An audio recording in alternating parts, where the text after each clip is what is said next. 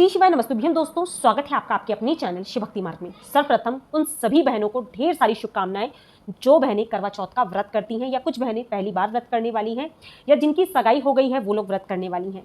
तो यह जो व्रत है ये पति की दीर्घायु के लिए किया जाता है। कुछ लड़कियां शादी से पहले करती हैं जिनकी सगाई हो चुकी है, अच्छा घरवर उन्हें प्राप्त हो इसलिए व्रत करती हैं वो। और कुछ बहनें जो वर्षों से करती आ रही हैं वह ये जानती हैं कि करवा चौथ का व्रत केवल व्रत नहीं है, ये एक पति पत्नी के जो संबंध होते हैं उसे भी बहुत मधुर बनाता है। करवा चौथ का व्रत एक ऐसा व्रत है जिसे पत्नियां भूखी प्यासी रहकर अपने पति के लिए करती हैं और करवा चौथ को एक तरह से त्योहार की तरह ही सेलिब्रेट करती हैं, क्योंकि बहुत पहले से हम तैयारियां शुरू कर देते हैं, कहीं ड्रेस को लेकर, ज्वेलरी को लेकर, साथ ही साथ अपनी सासू माँ को हमें क्या देना है, बहुत सारी तैयारियां हम करवा चौथ के व्रत में करते हैं। तो इसी से संबंधित एक भाग है सरघी का। पंजाबी जो भी यहाँ पे मेंबर्स वीडियो देख रहे होंगे वो ये बहुत अच्छे से जानते हैं कि पंजाबियों में करवा चौथ बहुत ही महत्व रखता है और सरघी बहुत विशेष महत्व रखती है, क्योंकि सरघी बड़े जो घर में आपके होते हैं वो अपनी बहुओं को देते हैं। और कमेंट्स ये भी आ रहे थे, दीदी यदि घर में कोई बड़ा नहीं है या सासू माँ सरघी नहीं भेज पाई, हम बाहर रहते हैं वो अलग रहती हैं, या मायके से सरघी आने वाली थी वो नहीं आई है, कौन देता है, क्या पति के पैसों से हम सामान खरीद सकते हैं? तो सारे कमेंट्स जो भी आपके आ रहे थे उसका उत्तर तो मैं आपको दूंगी ही दूंगी। साथ ही साथ जो बहनें पहली बार करवा चौथ कर रही हैं, सरघी कब करना है, कैसे लेना है, उसके नियम क्या होते हैं, क्या हमें खाना है और किन चीज़ों को हमें सरघी में भूल से भी नहीं खाना चाहिए, जिससे कि हमारा व्रत कई बार खंडित भी हो जाता है। और साथ ही साथ ऐसा क्या खाएं जिससे पूरे दिन आपको कोई भी समस्याओं का सामना ना करना पड़े अपने व्रत में, क्योंकि आप सभी जानते हैं ये कम से कम 17-18 घंटे का निर्जला व्रत होता है। सुबह 4 बजे के बाद से हमें कुछ भी ग्रहण नहीं करना होता है और रात्रि में हम 8 बजे तक व्रत खोलते हैं, तो इस बीच हमें निराहार रहना होता है, जल भी ग्रहण नहीं करना है, निर्जल व्रत यह माना जाता है। तो व्रत में क्या करना है क्या नहीं करना सारी जानकारी आप लोगों के साथ में शेयर करूंगी, परंतु रिक्वेस्ट आपसे एक ही है, वीडियो को ध्यानपूर्वक पूरा सुने, कोई भी जानकारी मिस मत करिएगा। तो चलिए हम वीडियो को शुरू करते हैं। सर्वप्रथम सबसे पहले हम जान लेते हैं सरघी का सही समय क्या होता है। तो हमारे हिंदू धर्म में करवा चौथ के समय पर जो हम सरघी करते हैं वो ब्रह्म मुहूर्त में की जाती है। ब्रह्म मुहूर्त का अर्थ है सुबह 4 बजे से पहले पहले। कुछ घरों में कहा जाता है कि तारे दिखने तक सरघी की जाती है। जैसे कि मैं मेरी ही बात करूं तो हमारे ससुराल में ये मान्यता है कि जब तक तारे दिख रहे हैं, तारे 6 बजे तक दिखते हैं, आप सरघी ले सकते हो। परंतु मेरे मायके में शुरू से मेरी मम्मी एक चीज़ बताती आती है, सरघी का जो सही समय होता है वो ब्रह्म मुहूर्त ही होता है, यानी कि सुबह 4 बजे से पहले पहले आपको सरघी ग्रहण कर लेनी होती है। क्योंकि कहा जाता है कि जब तारे निकल आते हैं यानी कि सूर्योदय होने का समय हो जाता है, तब आपका व्रत खंडित माना जाता है। तो आप सभी 4 बजे से पहले पहले सरघी की तैयारी कर लीजिएगा। और इस व्रत में सरघी लेना एक शगुन भी माना जाता है। तो जब आप सरघी के लिए उठेंगे, आप सरघी लेने के लिए जैसे सुबह 4 बजे आपको सरघी लेना है तो आप 3 बजे उठ जाइएगा। स्नान करने के पश्चात ही सरघी ली जाती है, बिना स्नान किए आप सरघी नहीं ले सकते, क्योंकि एक शगुन होता है, पहले हम पूजा करते हैं उसके बाद हम सरघी ग्रहण करते हैं। तो सुबह में उठेंगे, स्नान वगैरह कर सकते हैं, सिर धोना चाहे तो धोएं, नहीं तो सिर आप बाद में भी धो सकते हैं। स्नान करके अपने घर के मंदिर के अंदर आप भगवान के समक्ष दीपक प्रज्वलित कर दें, नारियल का प्रसाद भगवान को चढ़ा दें, क्योंकि वो नारियल आपको ग्रहण करना होता है, तो नारियल चढ़ाया जाता है। जो ड्राई फ्रूट्स आप खाने वाले हैं वो भगवान के सामने रखे जाते हैं। हमारे घर के जो नियम है वो मैं आप लोग के साथ में शेयर कर रही हूँ, आपके जैसा होता होगा आप एक बार देख लीजिएगा। क्योंकि सर्वप्रथम हम व्रत की शुरुआत करते हैं, तो मैं जब सुबह उठती हूँ 3 बजे उठ जाती हूँ, स्नान वगैरह करके मैं सुबह ही सिर धो लेती हूँ। कुछ व्रतों में कहते हैं कि सिर नहीं धोना चाहिए, ऐसा नहीं है, विशेष व्रतों में सिर धोया जाता है, तो आप कच्चा दूध मिला के जल में सिर धो सकते हैं, इससे आपको कोई दोष नहीं लगता। सिर वगैरह धोने के पश्चात साफ सुथरे वस्त्र धारण करके कांच की चूड़ियां धारण करती हूँ। उसके पश्चात में, क्योंकि मैं, मेरी मदर इन लॉ है, मेरी देवरानी, हम सब मिलकर व्रत करते हैं, तो हम लोग सुबह उठ जाते हैं। उसके पश्चात हम सरघी तैयार करते हैं और मंदिर में आप पूजन कर लें, दीपक प्रज्वलित कर लें। दीपक प्रज्वलित करने के बाद जो भगवान को भोग लगा रहे हैं आप वो लगा लें। जैसे कि ड्राई फ्रूट्स रखती हूँ मैं, नारियल रखती हूँ, तो इन चीज़ों का भोग मैं भगवान को लगा देती हूँ। इसके पश्चात किचन में जो आपको तैयार करना है, अब मैं आपको पहले 5 मुख्य चीज़ें बता देती हूँ, आप उनमें भी अपना व्रत कर सकते हैं, नहीं तो कुछ अलग से बनाना चाहें तो आप वो भी बना सकते हैं। सर्वप्रथम व्रत के दौरान जो आप सरघी लेते हैं उसमें फलों का विशेष महत्व होता है। फल में आप जो भी मौसमी फल मिल जाते हैं, आपको संतरे हो गए, सेब हो गए जिसे एप्पल बोलते हैं, जो भी आपको मौसमी फल, केले वगैरह, क्योंकि फ्रूट खाने से आपको थकान नहीं आएगी, एनर्जी बनी रहेगी, बॉडी के अंदर जो अंदर है वो हाइड्रेशन लेवल आपका बना रहेगा। तो आप फ्रूट्स खा सकते हैं। फ्रूट में भी स्पेशली आपको एक चीज़ बोलना चाहूँगी जो मैं हमेशा करती हूँ, अनार आप एक दिन पहले मंगवा के रखें, उसे छीलकर आप फ्रिज में रख सकते हैं, क्योंकि सुबह हमारे पास इतना टाइम नहीं होता है, 4 बजे तक हमें सरघी कर लेना होता है। तो आप अनार का सेवन बहुत ज़्यादा मात्रा में करें, ये आपके शरीर से आधी पानी की कमी को दूर कर देता है, यानी कि पर्याप्त मात्रा में आपको हाइड्रेशन देता है और आपकी स्किन पे आपको उस दिन ग्लो भी नजर आता है अच्छी मात्रा में, यदि आप अनार खाते हैं, अनार का जूस पी लेते हैं तो बात हो गई अनार की। जो भी आपको बाकी मौसमी फल मिल रहे हैं आप फल खाइए। सेकंड चीज़ है दही। आपको मिठाई, यदि आप कुछ मंगवाते हो तो मिठाई की जगह पे मैं आपको बोलूंगी दही आप खाओ, क्योंकि मीठा खाने से बार बार प्यास लगती है, तो मीठे की मात्रा कम रखें, दही खाएं। तीसरी चीज़ है नारियल पानी। नारियल पानी आपको पूरा दिन हाइड्रेशन प्रोवाइड करेगा, तो अनार, नारियल पानी, ये सारी चीज़ें आप लीजिएगा।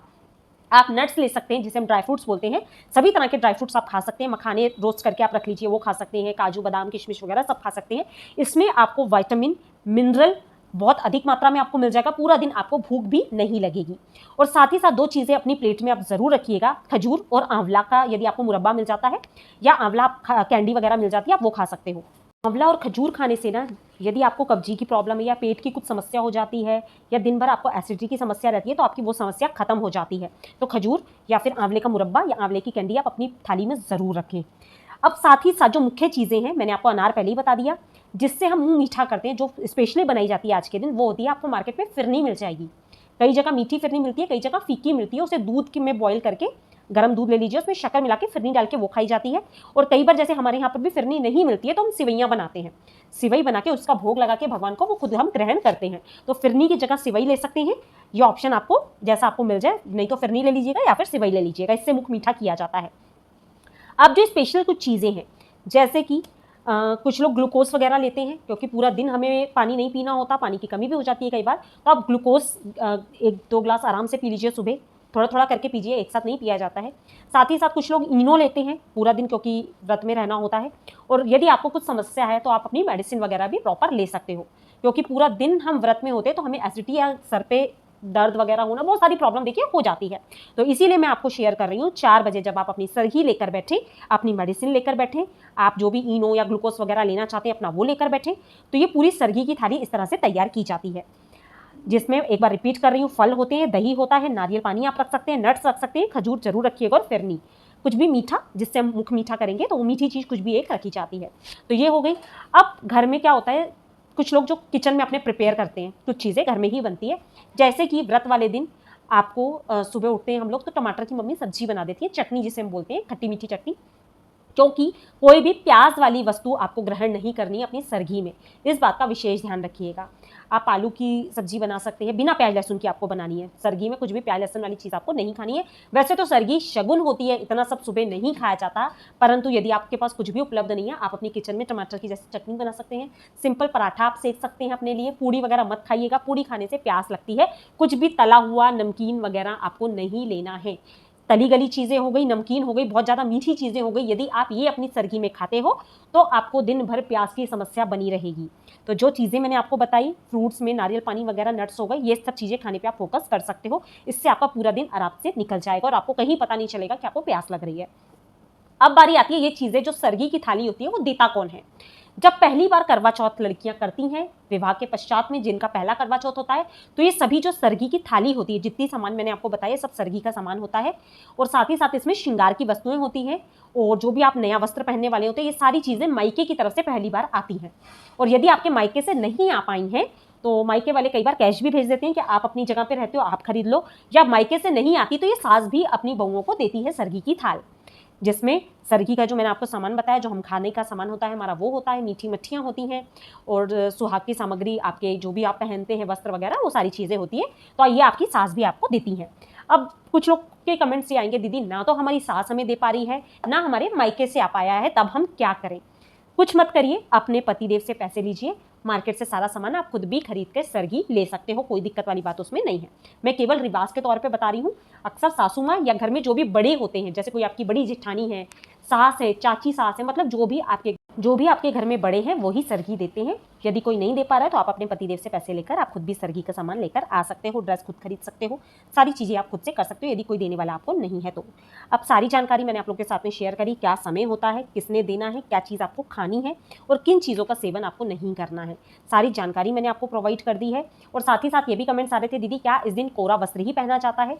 तो देखिए, यदि आपके पास कोरे वस्त्र की कोई व्यवस्था नहीं है, तो आप अपने शादी का लहंगा हो गया या जो भी आप साड़ी पहनने वाले हो, उसे धोकर साफ स्वच्छ करके गंगा जल छिड़क के आप उसे पूजा में पहन सकते हो। शादी की जो आपकी चुनरी होती है, जैसे सगन में हमारे पंजाबियों में चुनरी उड़ाई जाती है, या आपके यहाँ जो भी लहंगे की चुन्नी होती है, यदि वो अच्छी है, साफ स्वच्छ है, आपने नॉनवेज वगैरह उसको शादियों में, क्योंकि आजकल नॉनवेज भी बनता है, तो यदि आपने नहीं खाया है तो आप उस पर गंगा जल छिड़क के आप उसे ओढ़ सकते हैं या फिर उसे अच्छे से ड्राई क्लीन वगैरह करवा के, साफ सुथरा करवा के आप तब भी उसे यूज़ कर सकते हो। हाँ, यदि आपकी चुनरी बहुत साल हो गए हैं शादी को, कट-फट गई है, जैसे मेरी शादी को भी 11 साल हो गए हैं, अब उस चुनरी का ट्रेंड जैसे चला गया है, तो इस साल मैंने भी नई चुन्नी खरीदी, उसको माता रानी के चरणों में रख के गंगा जल वगैरह छिड़क के उसका पूजन करके इस बार मैं करवा चौथ में दूसरी चुनरी का प्रयोग करूंगी। तो जैसा आपको भी सूटेबल लगता है आप अपने अनुसार कर सकते हो। अभी भी कुछ डाउट्स होते हैं, कमेंट्स हैं आपके, तो मुझसे कमेंट बॉक्स में कमेंट करके पूछ लीजिएगा। आशा करती हूँ वीडियो अच्छा लगा होगा, लाभप्रद लगा होगा, वीडियो थोड़ा सा भी इन्फॉर्मेटिव लगा हो तो वीडियो को लाइक करने के साथ साथ प्लीज़ चैनल को सब्सक्राइब करना बिल्कुल मत भूलिएगा। मिलते हैं अपने नेक्स्ट वीडियो में, तब तक के लिए श्री शिवाय नमस्तुभ्यं, जय माता रानी दोस्तों।